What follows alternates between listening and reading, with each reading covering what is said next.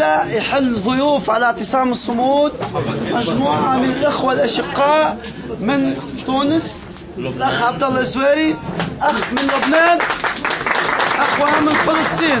نرحب بالجميع.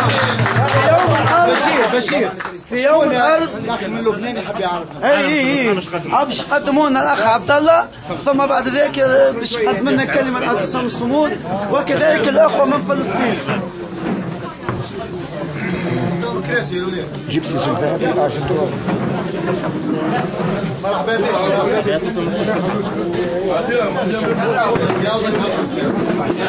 بسم الله الرحمن الرحيم. اسمع بعدنا.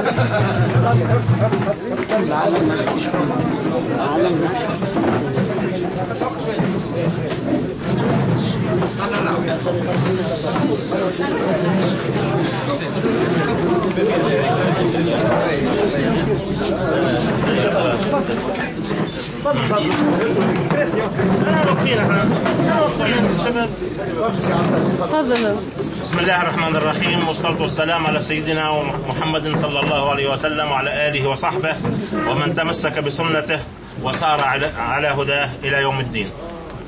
سلام عليكم من ربكم ورحمة وبركاته.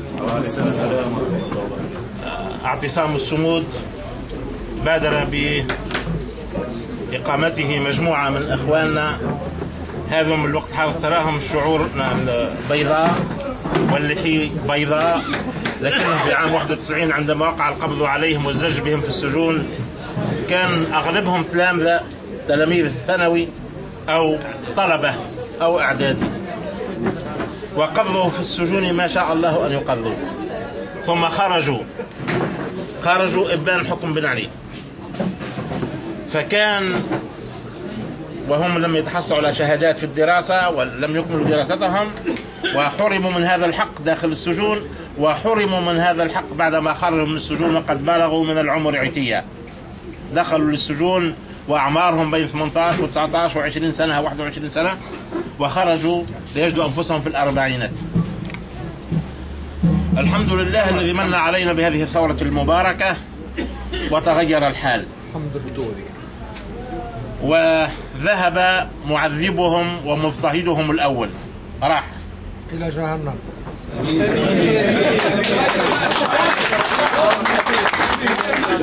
ثم جاءت الثورة بحكوماتها المتتالية، وإخواننا اللي دخلوا السجون في التسعينات يفوق عددهم 30,000، والذين وقع إيقافهم يناهزون 40,000، وحكموا بأحكام طويلة ما شاء الله. بعد الثورة وقع المرسوم عدد واحد، وهو ينص على أن الذين اضطهدوا في العهد السابق ودخلوا السجون عفو عام عليهم كل، لكن ما قيمة عفو لا يمكن من حقوق أساسية كالحق في الشغل، وهذا ما لا قلت منها حرموا من مصر الدراسة، بالتالي خرجوا في 40 من العمر، لكن لا شهادة علمية معهم تفتح لهم على الأقل أبواب الوظائف، فاضطروا لانتهاك كثير من المهن البسيطة، بائعي بعض السلع الصينية على الرصيف، بائعي خضر، إلى غير ذلك. بل زميلك أحد قضاتنا في المحكمة الإدارية في دائرة المحاسبات كان بنفسه هو يبيع الخضر في الأسواق، ومع ذلك لم ينجو من الاضطهاد وهو يبيع الخضر وهو قاضٍ، فاضطهد كذلك أكثر من مرة يقف افتكاك الخضر متاعه والغلال متاعه ودهسها الحمد لله. وقع النص أنا المرسوم بالعفو التشريعي العام، لكن مع ذلك لم يسترجعوا شيئا، وجاءت الحكومات بعدها ولم يفعل هذا العفو، أي لم يمكنوا من وظائف تليق بهم. البعض منهم كان من أنجب التلاميذ ومن أنجب الطلبة، يعني معدلاتهم الدراسية عندما تقولوا علمية يمكن 90% علمية و 95% علمية، أي باللغة بالمعدلات التونسية 14 و15 من 20 أو 16 من 20، وحرموا من هذا الحق. فهم بعد محاولات متتالية قرروا الدخول في اعتصام في هذا المكان مطالبين بتفعيل العفو العام. أكثر من 70 يوم الآن في هذا المكان، يقضون الليلة في هذا المكان. أنا مع الأمطار والرياح والبرد وهم منذ 70 يوم في هذا المكان. في آخر حكومة الأستاذ حماد الجبالي وقع التنصيص على وظائف أن يقع تشغيل البعض منهم، لكن مع كل أسف التشغيل اللي طالهم والذي مكنوا منه هي أعمال بسيطة جدا، أي كن ترجموها في أموال هي المرتبات الشهرية من 320 360 380 دينار، أفضل الحالات 480 دينار.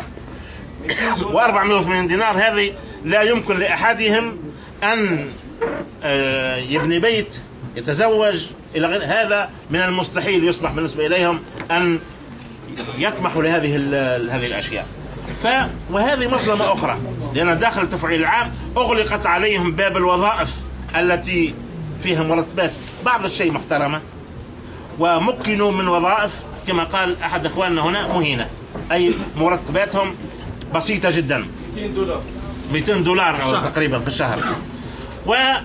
فهم باعتصامهم هذا يريدون أن تفعيل العفو العام، ويريدون تمكينهم من وظائف تليق بهم، وظائف وجبر الأضرار. البعض منهم عنده سقوط. أقرب كون أوريه ساقك. وري 23 سنة بتلك الحالة، وكثير منهم عندهم أضرار مختلفة في أبدانهم، في أمراض دائمة كالسكري كضغط الدم من أثار التعذيب إلى غير ذلك. فنحن هذه حالتهم، هذه مطالبهم. هذا أستاذنا وأخينا وأبونا وأخينا كذلك الأستاذ القاضي الفاضل يحيى الرافعي من لبنان.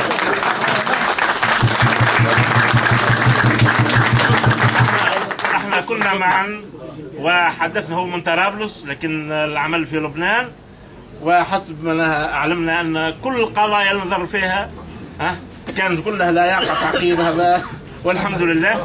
هو جاء في زيارة واقترحت عليه باش يمر بهذا المكان الطيب الذي يملأه الطيبون، فحضر معنا شدا على ايديكم وربطا على قلوبكم وتثبيتا لكم. نريد ان نسمعه. اي مش اسمعوا.